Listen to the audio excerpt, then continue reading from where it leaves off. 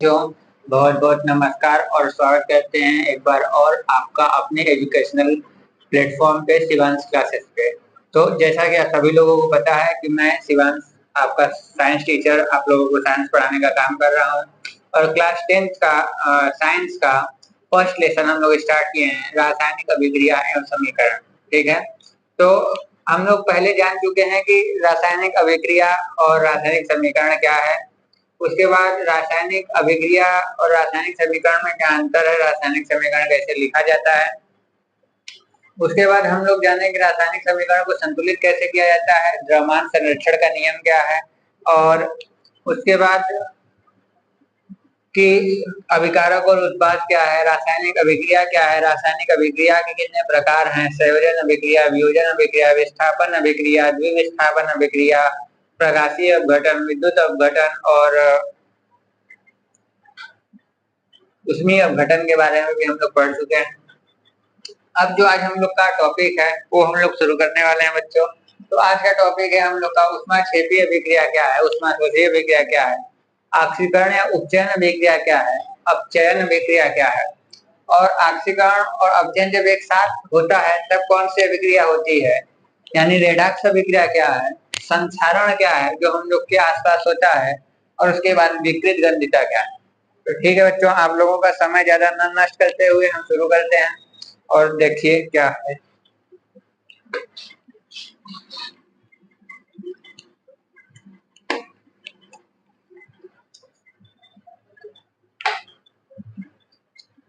सबसे पहले हम लोग देखेंगे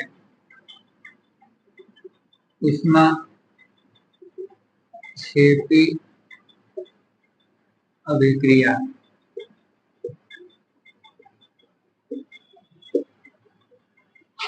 ठीक है बच्चों, जैसा कि इसका नाम है और हम लोग उसके नाम के हिसाब से ही परिभाषा बनाते आए। ऊष्माक्षेपी, छेपने का मतलब क्या होता है भैया, किसी के ऊपर थोप देना, और थोपने का मतलब क्या होता है, अपने से निकाल देना, अपने से निकाल देना। ठीक है, तो ऊष्माक्षेपी अभिक्रिया क्या है, ऐसी अभिक्रिया जिसमें से ऊष्मा क्या होती है, निकलती है। ऊष्मा क्या होती है, निकलती है। उस अभिक्रिया को हम लोग क्या कहते हैं, ऊष्माक्षेपी अभिक्रिया के नाम से जानते हैं। जैसा कि देखिए क्या हो जाएगा, वे रासायनिक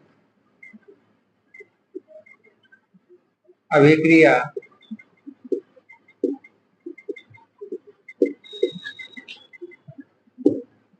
जिसके फलस्वरूप ऊष्मा का निर्माण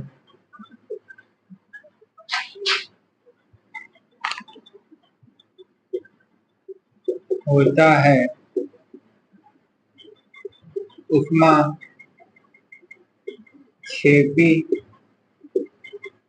रासायनिक अभिक्रिया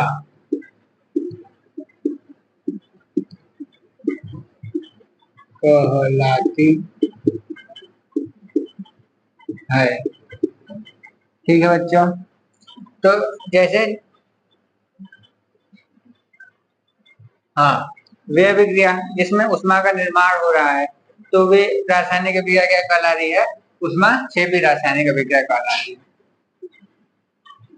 जैसे कि हम लोग देखेंगे मीथेन का जब ऑक्सीजन की उपस्थिति में दहन किया जाता है, दहन मतलब जलाया जाता है, तो जब मीथेन का ऑक्सीजन की उपस्थिति में दहन होता है तो उसमें कार्बन डाइऑक्साइड गैस का निर्माण हो जाता है, C+O2 CO2।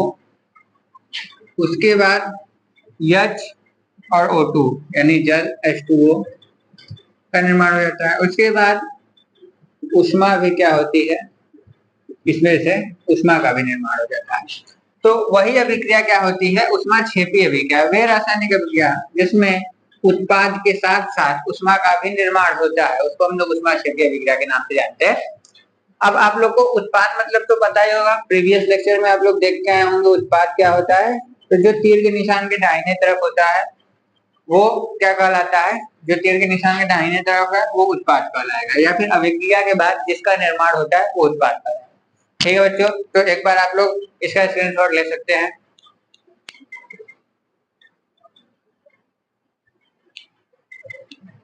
ठीक है, तो आप लोग इसका स्क्रीनशॉट ले चुके होंगे।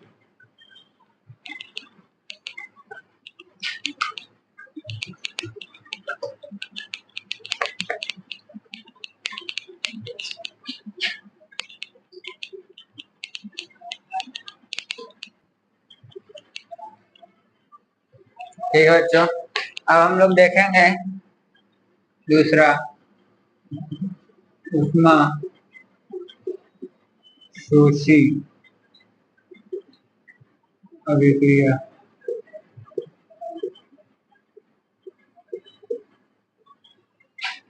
इसका भी बच्चों हम लोग इसके नाम के अनुसार ही इसका परिभाषा बनाएंगे।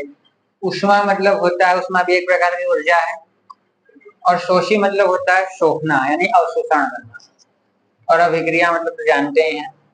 तो वे अभिक्रिया जिसमें उष्मा का शोषण हो रहा है उसको क्या कहेंगे, उष्मा शोषी अभिक्रिया कहेंगे। जैसे देखिए, वे रासायनिक अभिक्रिया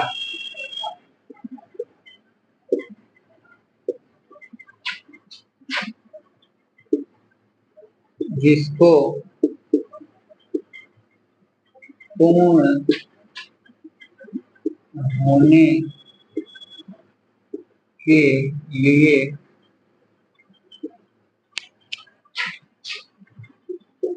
उष्मा की आवश्यकता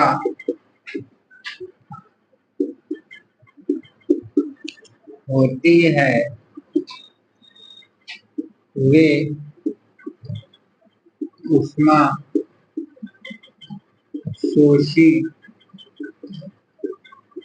रासायनिक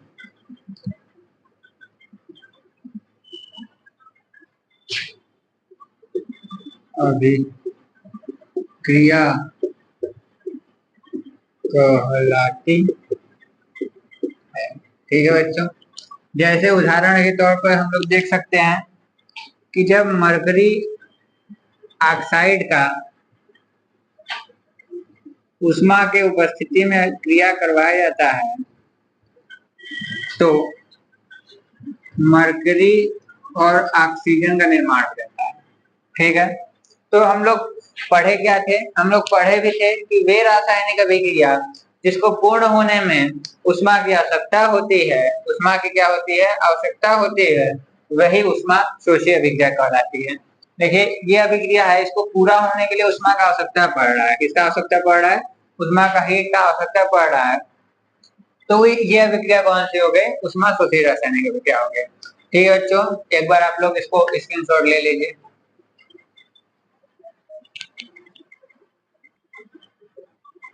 ठीक है बच्चों, आप लोग स्क्रीनशॉट ले लिए होंगे। अब हम इसको एक बार इरेज कर देते हैं, इरेज करके देखते हैं दूसरा।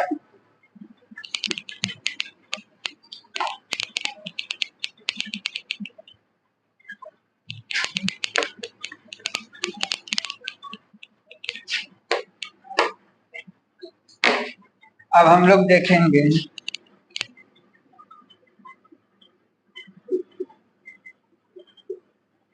ऑक्सीकरण, या फिर जिसको हम लोग उपचयन के नाम से जानते हैं। ठीक है बच्चों, ऑक्सीकरण मतलब क्या होता है, जिसमें ऑक्सीजन जोड़ रहा हो। ठीक है, ऑक्सीकरण, ठीक है, तो इसमें ऑक्सीजन जोड़ रहा है, वह अभिक्रिया क्या कहलाती है, ऑक्सीकरण। जैसे वे रासायनिक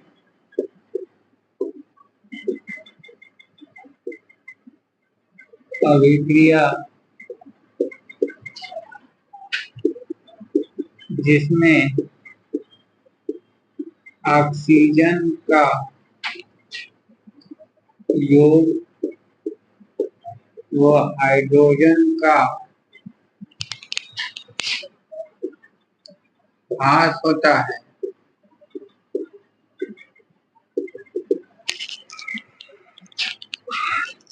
या इलेक्ट्रॉन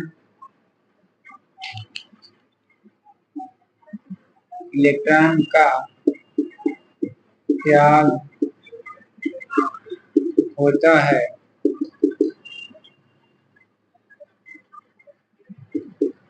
ऑक्सीकरण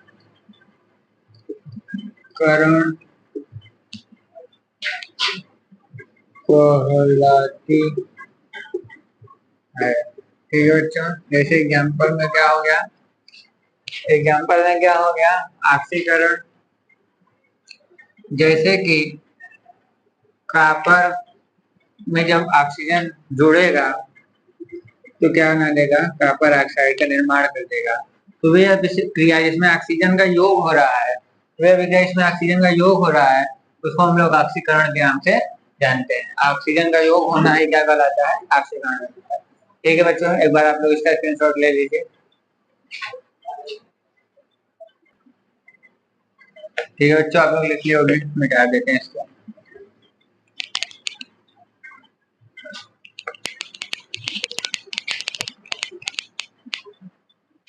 अब हम लोग का लास्ट अभिक्रिया बचा, नहीं लास्ट में एक और बचा है। इसके बाद इसको हम लोग अपचयन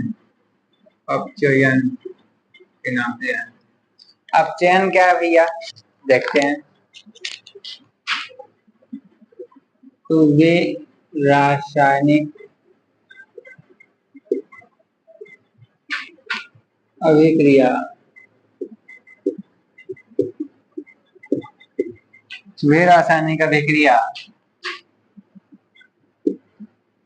जिनमें हाइड्रोजन का योग व ऑक्सीजन का ह्रास या इलेक्ट्रॉन का ग्रहण होता है, वे रासायनिक अभिक्रिया अपचयन कहलाती है। अपचयन कहलाती है। ठीक है बच्चों, जैसे उदाहरण क्या हो गया, कॉपर ऑक्साइड में जब हम लोग हाइड्रोजन को जोड़ते हैं तो कॉपर धन जल का क्या हो जाता है, निर्माण हो जाता है। वे रासायनिक गैस में हाइड्रोजन का योग हो रहा है, उसको हम लोग क्या कहेंगे, उसको हम लोग अपचयन के नाम से जानते हैं। ठीक है बच्चों, तो आप लोग एक बार इसका स्क्रीनशॉट ले लीजिए। ठीक है बच्चों, आप लोग लिख चुके होंगे, एक बार इसको इरेज करते हैं और नेक्स्ट क्लास देखते हैं।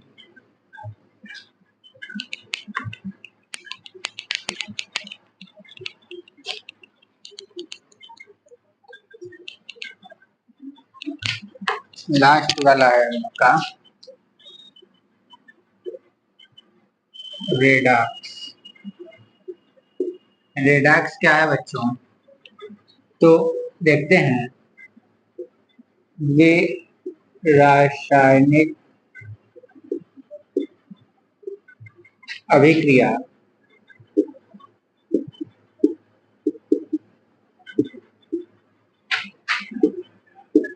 जिसमें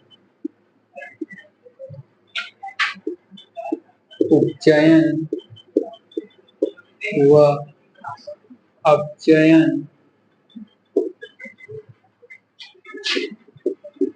एक साथ होता है, उसको क्या कहते हैं बच्चों, उसको हम लोग रेडॉक्स अभिक्रिया के नाम से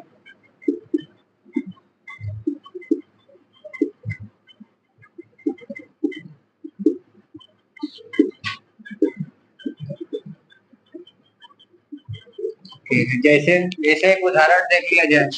उदाहरण में क्या हो जाएगा कि जब कॉपर ऑक्साइड को हाइड्रोजन के साथ अभिक्रिया होगा तो कॉपर अलग हो जाएगा, धन जल का निर्माण करना। तो इसमें देखो, इसमें ऑक्सीकरण और अपचयन दोनों एक साथ हो रहा है। यहाँ पर देखिए क्या हो रहा है, यहाँ पर ऑक्सीजन का क्या हो रहा है, ह्रास हो जा रहा है। ठीक है। ऑक्सीजन का ह्रास हो रहा है तो क्या हो रहा है, ऑक्सीजन का इसमें ह्रास होगा वो हम लोग अपचयन के नाम से जानेंगे। ठीक है, और यहाँ पर क्या हो रहा है, यहाँ पर ऑक्सीजन दूर जा रहा है, यहाँ ऑक्सीजन दूर जा रहा है तो ये उपचयन क्या है, या फिर इसको हम लोग ऑक्सीकरण के नाम से क्या करते हैं, जानते हैं। ठीक है बच्चों, तो उम्मीद है आप लोगों को समझ में आया हो। एक बार इसका स्क्रीनशॉट लीजिए, फिर आगे का देखते हैं। ठीक है बच्चों, तो आप लोग इसका स्क्रीनशॉट ले चुके हैं, दूसरा देखते हैं।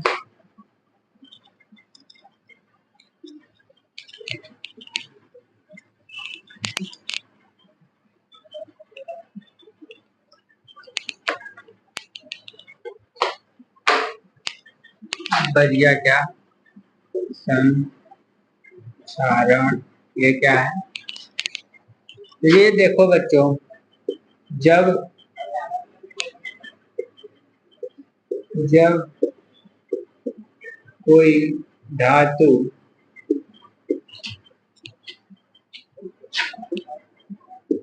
अम्ल आर्द्रता के संपर्क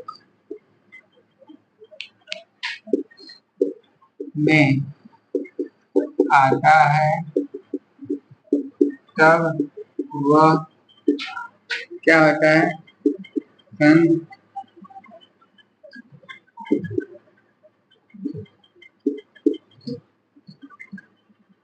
संसाधित हो जाता है। यह प्रक्रिया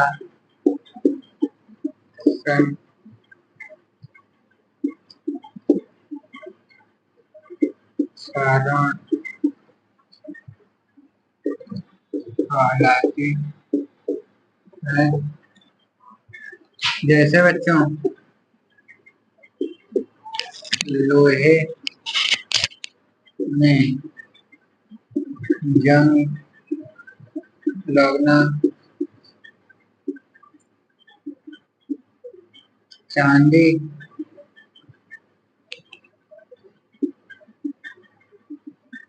पे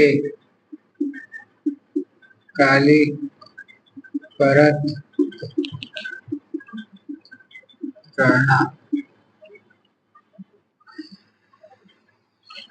ठीक है बच्चों, आप लोग एक बार इसका स्क्रीनशॉट ले लीजिए, क्योंकि जब भी कोई वस्तु हम लोग के आसपास की देखे होंगे अम्ल आर्द्रता के संपर्क में आती है तो वो संक्षारित हो जाती है, उसी प्रक्रिया को संक्षारण के नाम से जानते हैं।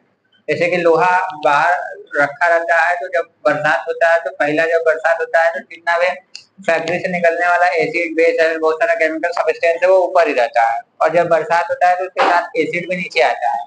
तो जब भी कोई धातु अम्ल आर्द्रता से क्रिया करता है तो वो संक्षारित हो जाता है। तो लोहा बाहर रखा रहता है तो उसमें जंग लगना स्टार्ट हो जाता है, तो वही प्रक्रिया क्या कहलाती है, संक्षारण के नाम से जानी जाती है। इसको मिटा लीजिए बच्चों, एक पॉइंट और बचा है, विपरीत गंधिता, जिसको हम लोग आज पढ़ के खत्म कर देंगे ये वाला चैप्टर। तो सबसे पहले इसका स्क्रीनशॉट ले लीजिए। ठीक है बच्चों, तो आप लोग इसका स्क्रीनशॉट ले चुके हैं, इसको एक बार हम मिटा देते हैं।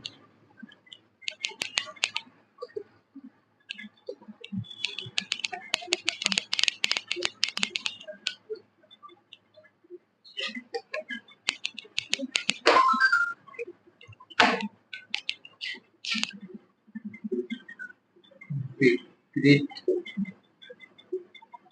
गंधिता ये क्या है बच्चों,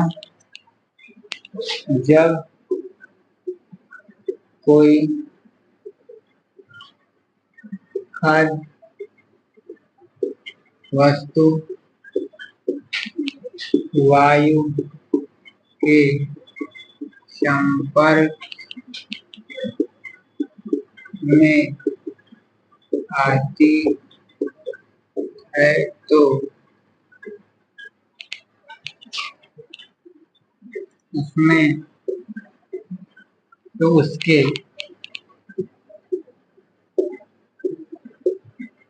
स्वाद तथा रंग व गंध में परिवर्तन आ जाता है तथा वस्तु विकृत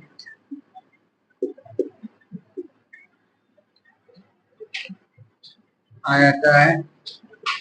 इस प्रक्रिया को विकृत बंधिता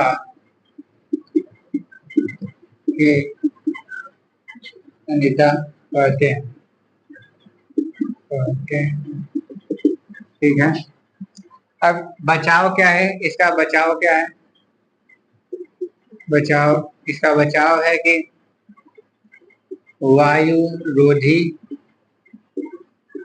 पात्र में रखो। ठीक है, ऑक्सीजन के स्थान पर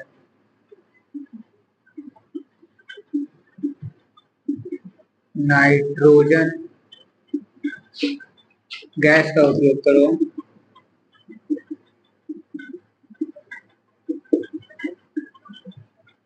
और इसको हम लोग क्या प्रशीतन यानी फ्रिज का उपयोग करो, जिससे इसको क्या किया जा सकता है बच्चों, जिससे इसको बचाया जा सकता है। तो आप लोग एक बार स्क्रीनशॉट ले सकते हैं।